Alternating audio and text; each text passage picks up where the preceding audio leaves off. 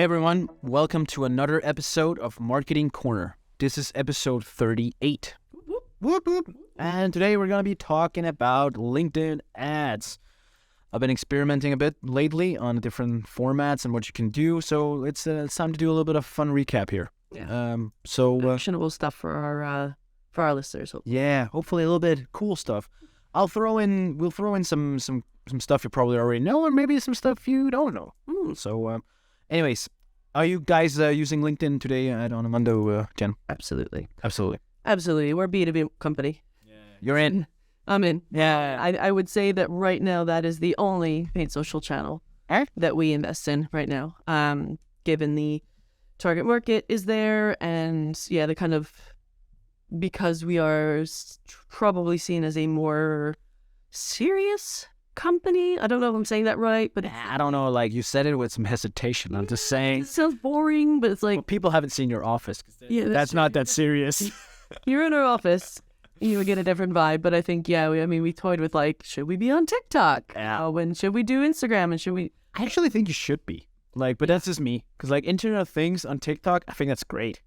Yeah, we do like employer branding. Yeah, but that's the point. But we wouldn't put like. You guys would like you guys would be so sick on TikTok. I think you should do it. Our social media specialist, shout out to Maka.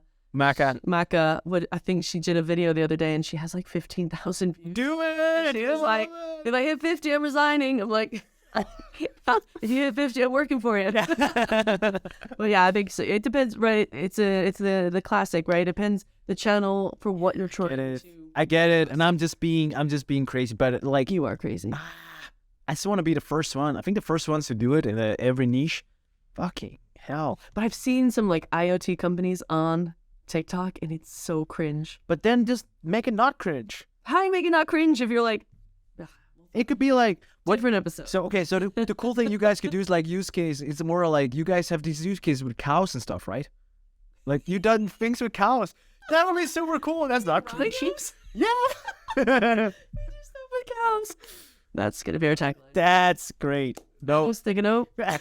We do stuff on Onamundo. We do stuff with cows. No, I agree. There's a lot of cool stuff we could do, but for now, we're gonna stick to what is tested and tried and tested and trusted. Okay. But TikTok is a different episode. Yes. We'll put it in I'll put it in the notes. Okay, I'll kick it off. So what's your favorite format on LinkedIn? Like for LinkedIn ads? To generate revenue, I would say motion. Something with motion. Yeah. Motion works best in my experience. And for generating kind of engagement and interest, lead gen. Yeah. So like report downloads and papers and things like that. Yeah, so classic B2B. Very classic. Yeah. And webinars for us, I think, are the thing that drives the most qualified leads. I love webinars. We talked about it in a previous episode. Listen to it about virtual events. Still love webinars. But yeah, I agree. Like, so I think, so for me, it's like every format I've discovered more and more. So back in 2017, when I was at Templify, I was like all about the lead gen forms, and I found a way to crack the lead gen forms. I found all these different approaches, but I'm a changed man. Like now, I think I've like discovered and I think the platform has also grown for me, so it can do a lot of different things to different formats. And now I use the formats for different things. Mm-hmm. So I've actually like shout out to myself here, but I've actually built. Humble. Yes. I built a LinkedIn framework for that uses different ads at different stages of the funnel and all these, like a huge framework, right? And when I was building it and I was taking inspiration from other cool people online and stuff, I was like, oh yeah, I'm actually using a lot of different formats now. And I think that's also why I wanted to talk about this. So I use single image ads. I use those a lot. Those are not bad. And single image ads here we're talking clicks to website conversions. Yeah. As a goal, as an objective, right? And for those, I think you achieve the best conversion rate, like qualified conversion rate. So for getting, so let's say you have an offer and say, hey, you want people to click to your website and sign up for your demo. The best conversion rate and it's important, the qualified conversion rate, like so the qualified pipeline generation, that happens here, in my opinion. That's what I've seen. With still images. With still single images, nothing fancy. Yeah. It doesn't stand alone. You shouldn't count on, hey, I made a single image ad and like book a demo and then now it works, I'm done. No. this is in collaboration with a lot of different things, a lot of moving parts. But if you're looking to close the deal, like get high conversion rate, single image ads are actually, from my experience, the best performing. Okay. And then there's other things, right? Because then video ads for me, I've seen best engagement rates, which makes sense, But if you do videos and if you do some really cool video content, so I think you can say this, they're good friends. It's always the thing about talking about clients, but I'm working with a company called Go Learn. So Go Learn produces like e-learning courses and cool stuff. And they did this video series with famous Danish actors, and it is hilarious. It's like literally like watching a comedy show. It's super fun. So their content is like out of this world good. And their engagement rate with video blows me away. So what essentially you can do in that case is like, if you produce good video, you get good engagement rates, and then you can use that for retargeting with single image ads to actually convert. Because it doesn't really convert that much. I was just going to say, if you do a really funny video, that's cool, but... It doesn't convert. Yeah. It doesn't convert. Especially on Facebook it can, but on LinkedIn it doesn't. So on LinkedIn it doesn't really convert people, but that's not the point. The point is to get high engagement rate, actually, and damn, it can do that. Yeah. Absolutely. Yeah, and I think that's the distinction to make is people will want a LinkedIn strategy or a paid strategy, and it's always about MQL, data, bookings, demo bookings and things like that. But actually you can use it really, like we have a huge success with our employer branding videos. Yeah. We have really fun videos. We have a videographer, shout out Raphael. But, he makes these fun, fast-paced videos, and that gets a lot of engagement. Yeah. But those are the people we're selling to. Yeah. And that's employer branding. And so I think if you're trying to do something fun, high engagement is great. It's just what do you do after that? And that's why it's a strategy. It's not a one-stop. I put a video on LinkedIn. I'm going to sit back and watch those leads roll in. It doesn't really work. No, it doesn't work. Everything has to be done together. And I think that's what I'm starting to discover more and more as I become better at this stuff myself, is that I've been a little bit too prone to rule out things before. And now, if you do it synergistically, it works so much better. It's harder to prove, as everything is, prove the value of each thing. Because, if you're doing video ads and you just see the conversions popping in your single image, you're like, why are we doing this video? But it works together. And you have to believe the process. And that, I think, leads into that kind of talk about attribution, right? Yeah. When people are like, well, this isn't working, but this is. So stop doing that and do this. And it's actually like, no, there's a connection to everything. Exactly. Yeah. So another format. Let's talk about another one. Have you used carousel ads before? I have. And I like carousel ads for A/B testing purposes. And so one of the things I used to do, particularly at Plan Day, is we had several different features. Yeah. And so we would make a carousel with the different features, and you can see the data of so they would kind of mix and match them. That's a good point. And we could see which one got the most clicks. And they're like, okay, this is a feature that our target market care about. And so we would use it for that. But I can't recall it being a game changer in terms of good quality conversions. No, and I don't think it is either. What I've found is that, and I think you said it yourself here, it's very good for variation. I think it's really good for USP testing and for different, and when you have different kind of products. Yes. For when doing retargeting and you're like, hey, you're looking for this product. Did you know that this product has these 4 USPs or something like that? Then it's really good. But then again, it's not highest on my list, but I think it's pretty good. It takes a lot of effort It takes a lot of effort. So you have to. Yeah. So I always used when I was in charge of ads, I always used the carousel as a sort of an A/B test. Yes. Or a test as opposed to this is a conversion generator. Yeah. Yeah. Then the next format is lead gen. Good old lead gen forms. I spent a lot of money. You still do that? No. Okay. So I was in that marketing space of using lead gen forms for demo booking. Okay. And we've all been there. We've all done it. Shout out to everyone else and me. Raise your hand. Yeah, I've been there. Guilty. I've done it. Yep, we've done multiple times. And I think we're spending $50 a lead gen form or something like that. I spent way more. God. Yeah. Well, I mean, per. I've spent way more. I think the highest I would pay was $500 per demo. Wow. But if you have a high lifetime value, it doesn't matter. Assuming they become a customer, which ours were not becoming and that was something actually, I spoke about it at Inbound in Boston a few years ago, but there's this misconception I think that a lot of people have is make it as easy as possible to convert. Now, if you're trying to download a report, sure, maybe. But if you're trying to book a demo, Yeah. you don't want to make that as easy as possible because people are going to do it and they don't have any skin in the game. Yeah. And then they forget or they don't turn up or they weren't serious. And so that was the problem we had with the lead gen form was we made it so easy. It imports your details automatically. Yeah. The downside is it usually is your personal email because it's the email you associate with your LinkedIn account. So we were getting personal emails of people and then they didn't remember filling it out. Exactly. And it's exactly what I've seen. I think I've preached this before, but for everyone who hasn't heard this preaching before, like I always felt like lead gen forms are good because it's the easiest way to sign up for something in the sense. What you need to have established is what you do after. Like you need to have a really good follow-up because like people are not educated enough to have a demo just because they saw one image ad of your with a lead gen form. So you got to have a good nurture follow-up. And if you do that, maybe you can succeed with it. But these days, I use lead gen forms further down my funnel. I use it when the framework has already established some sort of traction with video, with some single image carousel ads. That if they've engaged with some of that, then lead gen forms can work. And especially, lead gen forms are still great when you just want to gather their email. Yes. Then when your goal is just to get their email through a content, getting some content piece in front of them, ebook, whatever, great, amazing. But if your goal is to get a demo right now, then it's not the best. Because they might sign up, but they don't show up. Yeah, exactly.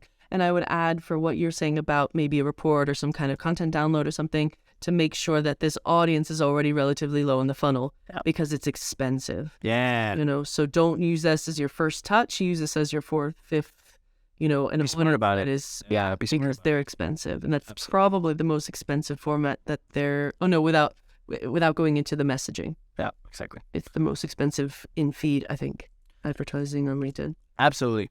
Have you used, and we're getting to some of the fun stuff now. Yeah. Some of the different ones. I'm not sure you used these, so let's see. Have you used dynamic ads before?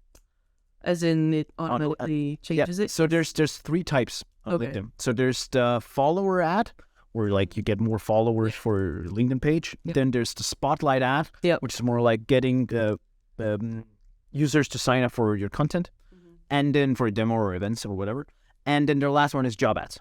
Which is part of dynamic ads. We've used job ads and we've used followers, but I've not used Spotlight. Okay, it's pretty good. It's pretty good. It's good because it's dynamic, right? So we can personalize it. It's not amazing. I haven't had amazing results with dynamic ads, but it's all right. And again, it can be part of your mixture. And I'll get to why it's interesting very soon when we talk about text ads. Cool. But I want to talk about some of the other ones. The last one, I think, which has been forgotten a little bit, because especially here in Denmark, because it was banned, is conversation ads. Yes. Have you used those? You tried? No, we talked about them when it was at Dixa. I think you and I had a conversation, and they were sexy as hell, and we were kind of looking at how we would use it, and then it kind of collapsed. So it's banned in Denmark, but it's still usable in the US and stuff. Use it. It still works. It's really good for engagement when you're lower in the funnel. Yeah. It's really interesting there. And it works. Does it work as well as it did back then when it was just launched? No. But it's okay. Ruin everything. Because we ruined it.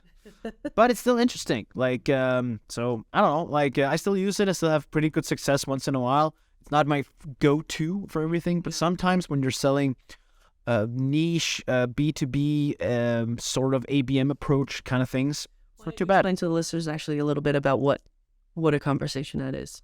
Oh, yeah, good point. So essentially a conversation ad is just an ad where you target demographic like everything else on LinkedIn and say, hey, I'm targeting Jen. And then it spits out either from a personal profile, it could be from my profile, a message in your inbox. And then it's coming from me and it's prompted, and then you can pick your different answers. So, hey, Jen, do you like to listen to Marketing Corner? Yes, no, yes. And then a different answer comes up. So it's like a chatbot. It's basically a chatbot, yeah. Yeah. And some people get turned off and some people are okay with it. Yeah. It's just like anything else, especially with these conversation ads, I've tested. If you don't have an edge, if you're not edgy, you're not going to succeed. If you don't have anything before. no. And if your offer, it's a good point. If your offer. I get a lot of them and I'm like, piss off. But I had one which was really good, and it was a bunch of guides. Yeah. And it was marketing specific content. It was like this guide, this. And I was like, would you also like to maybe have this guy? And I was like, yes. And I was like, how about this guy? And I was just literally download. Exactly. So it can be really good. Yeah. Exactly. I talked with Stefan from Dream Data, and he had some really back then when it was legal in Denmark and stuff. He had some really good results with it. And I talked with Dragos, who's now in Monta, and he was like, oh, this is the shit when it was back when he was a proper and stuff. So yeah, I've seen a lot of people had really good results with this. Yeah. Me, it's like a mixed bag of things, but you gotta have an edge. You gotta have a good offer. I think you're right on that. Something we're doing now, particularly with our ABM approach, is the intent data in LinkedIn. Have you been using that at all? Not too much, actually. Not too much. Not bad. No, because it's Pretty good. Yeah. What are your results so far? Well, we're still new in doing it, Okay. but we have kind of combined forces with Lead Feeder. Yep. And the intent data. And so when we... Okay, that part I've used. Yeah. Okay. So when That's what you we mean. have a targeted audience of must-win accounts or key accounts. Gotcha. That I've used a lot. Yeah. So we use that now, and we're looking at incorporating that into actually our lead scoring model of like how much have they engaged, how much have they, looked at our content. Yeah. And that is a really good.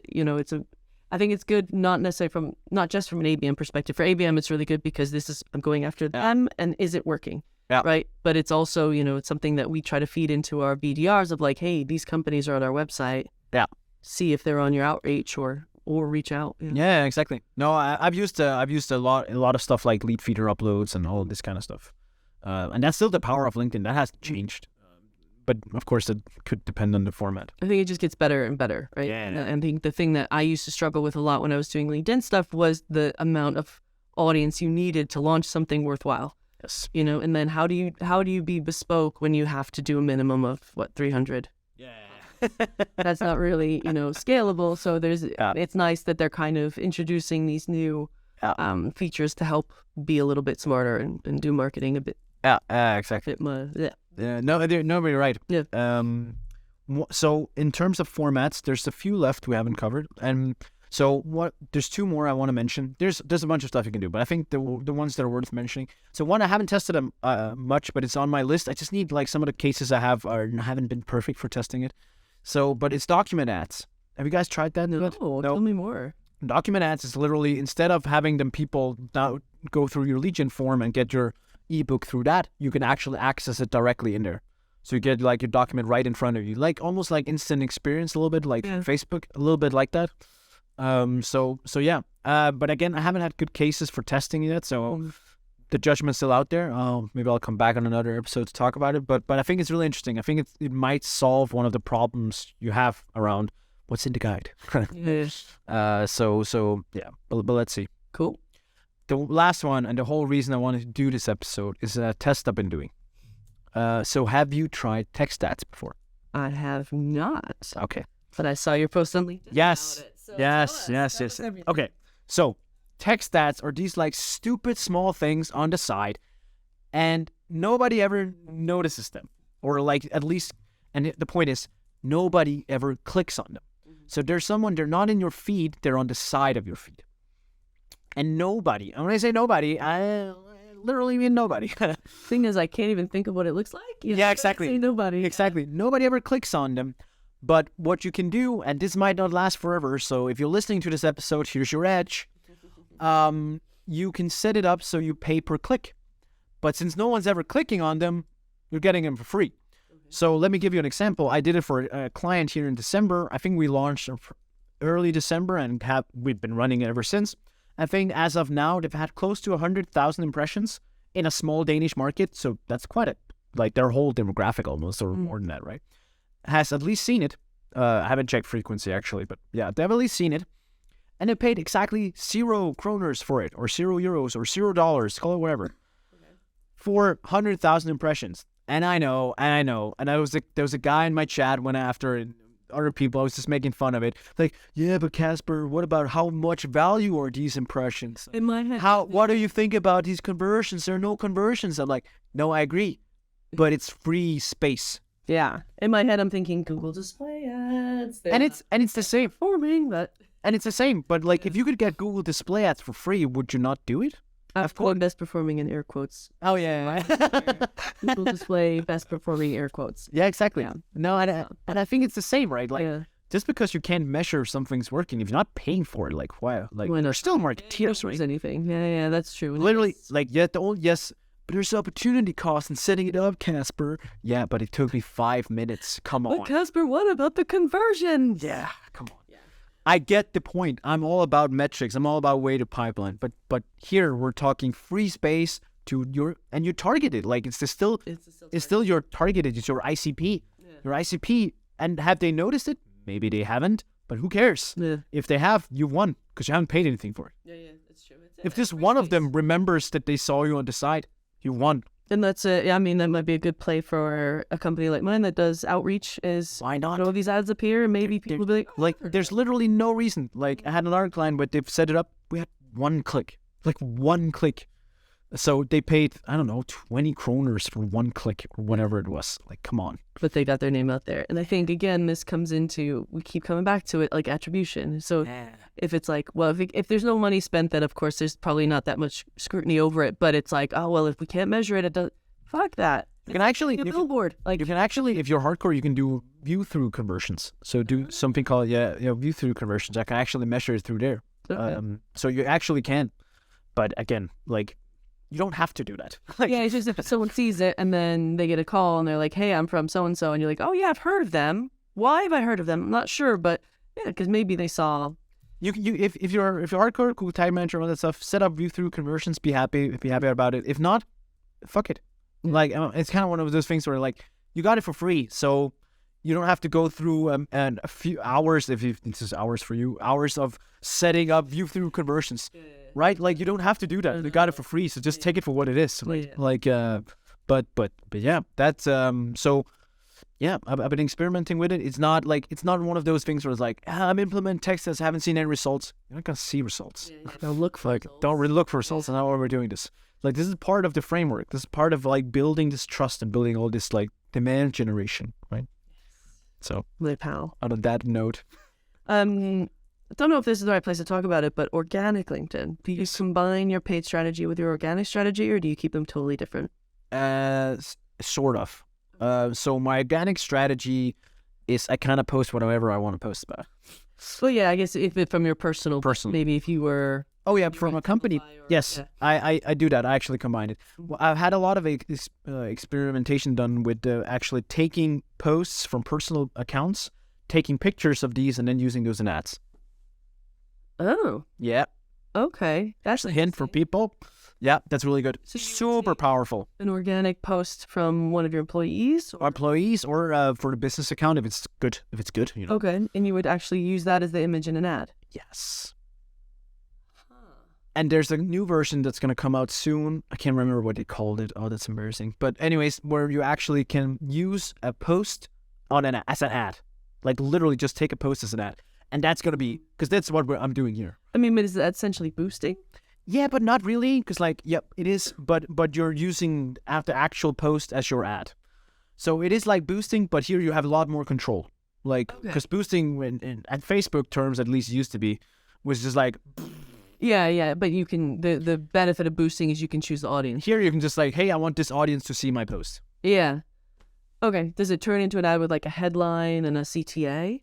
That I don't. I know it's gonna say it's promoted, but I'm not too sure it's gonna say too much else. I don't think there's gonna be CTA. So make a good post. Yeah. Like, and I am so eager to try testing that. But it's on my to do list when I think it's not out yet if I'm not mistaken. So cool. Yeah. But you can still do the picture of a post and do that and that. That's really powerful because then you can suddenly get multiple different angles when you do your retargeting and stuff. Okay. Some of the stuff we've done before. When a customer says something really nice about us. Exactly. The problem is you can't boost that. And so I haven't thought about taking this picture. That's a really good idea. It's so obvious that, so we were trying, like a customer had said something really nice about us and we were like, we shared it, but then you can't boost someone else's post. Yep. So we were like, fuck, we want the world to see this, but right now it's just our followers. So that's a really good point. Macam, make a note. Social media lady. You're welcome. So yeah, I've been testing a lot of this stuff, and it's fun. It's good stuff.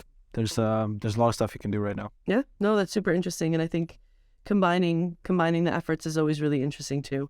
Yeah. One of the things that we find with our organic, which is it's growing. We're growing leaps and bounds because our social media specialist is really great at what she does.